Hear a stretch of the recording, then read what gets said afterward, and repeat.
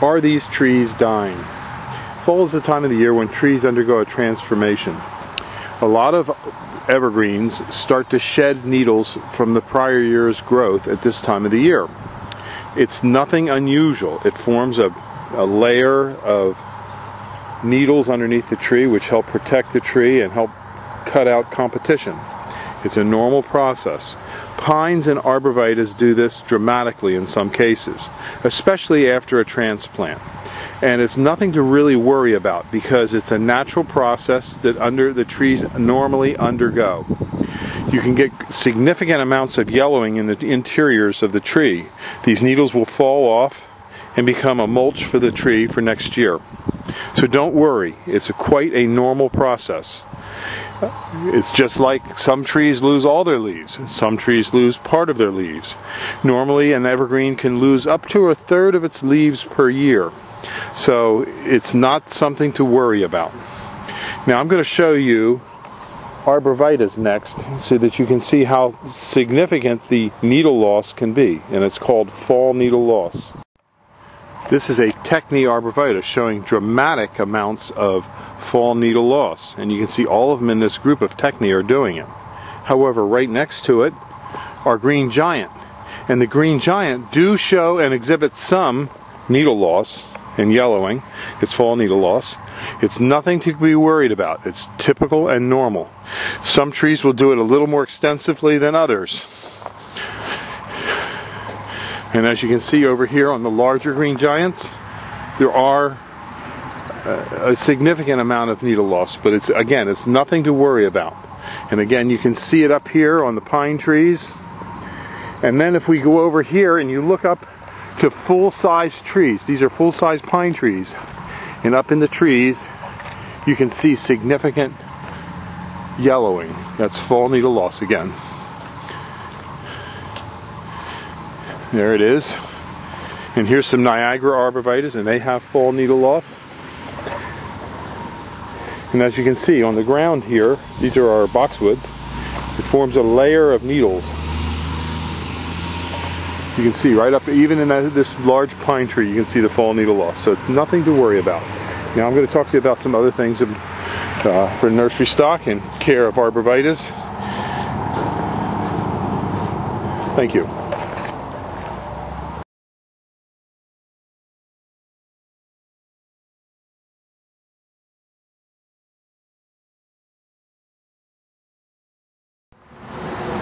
Hello, my name is Mike Hurst from Highland Farm, and today I'm going to talk about fall needle drop.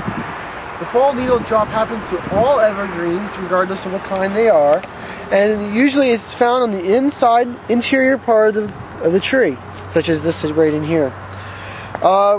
Usually, all evergreens lose about 1/3 of their canopy every year. Most people don't see it because it's happening on the inside part of the tree. Regardless whether it's hemlock or a holly, a cypress or an arborvitae, a spruce or any of the pisceas, they all have this fall needle drop. Usually what happens is, like again, it does fall on the inside, and sometimes when we dig it up out of the ground, they experience abnormally more fall needle drop than what they would do if they weren't in the ground. This is due because of the stress they have when they get dug up out of the ground. Since the roots have been cut when we dig them, there's not as many roots in the ground to support the foliage up top, so that the plant does not get as much water as it normally does. Therefore, the plant has to get rid of certain parts of the tree, and that's usually the interior parts. You can look at that and say, oh, it's very bad, my tree's turning brown, but it's actually a good response. It's better than having a part of the tree or a branch die off or any, like, all the lower parts dying off. It's much better than that.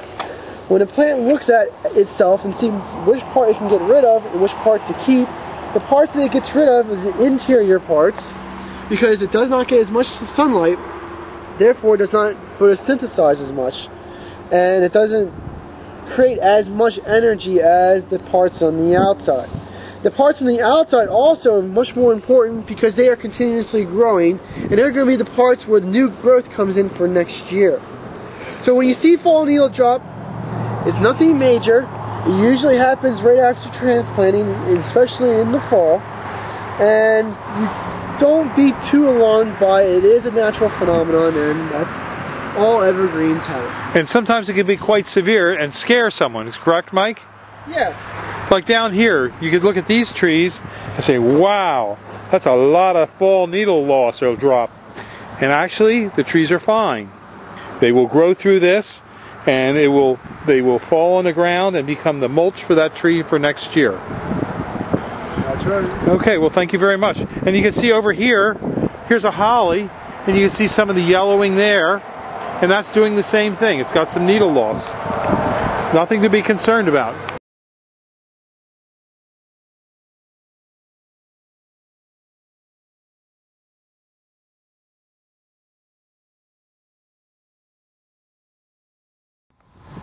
We're here at Highland Hill Farm on Route 313 in Fountainville, PA. I'm Bill Hurst doing the photography. I own the Highland Hill Farm.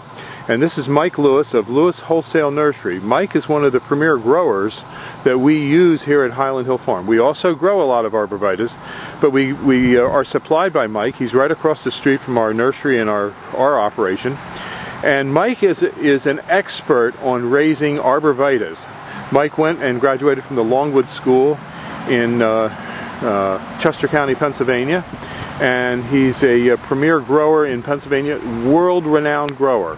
Now, I shouldn't say that, but that is the truth. Everyone in northeast Pennsylvania and the eastern seaboard who raises arborvitaes and nursery stock knows Mike Lewis here. So he's well known, and he's going to talk to you today about arborvitae trimming and how to trim them properly. And these are small arborvitaes, a Zebrina, green giant, and an emerald green. Okay, Mike. All right, what you want to do with your arborvitae is, when you prune them, you want to encourage them to have a single stem. Just one stem coming up out of the middle, like right here. What you want to do is knock back some of these extra stems. Here in the Northeast, we get a lot of wet, heavy snow, and if you have too many stems, they have a tendency to pull apart. Most of the time, they'll spring back, but sometimes you might get some breakage. So what we like to do is take the head shears and knock these tips back just a little bit, which will encourage a fuller, fatter plant, as well as keeping it up into a single stem.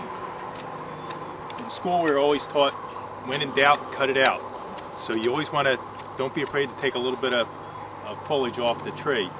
Here, none of these plants, branches will come up into a single stem anymore, or into a multiple stem. You cut them back, this stem will dominate. Here on the green giant, we're going to do the same thing. This is a fairly full plant, so we're just going to tip it back all the way around, which will make a nice, fat, heavy plant. On green giants, we get a lot of vigorous growth, so you always want to make sure you just knock your tips back just a little bit, because they'll stretch out because they grow so fast. On the emerald greens, it's a much fatter, fuller plant, so you don't have to shear them nearly as hard. Just tip them back, go around the plant, and again, you have a couple little stems developing here. Just trim it back, so you just have one stem coming up to the top, and that'll make a nice full plant, which is what you want. Okay. That's it. Have a good day at Highland Hill Farm. Okay, thank you very much, Mike. We'll see you.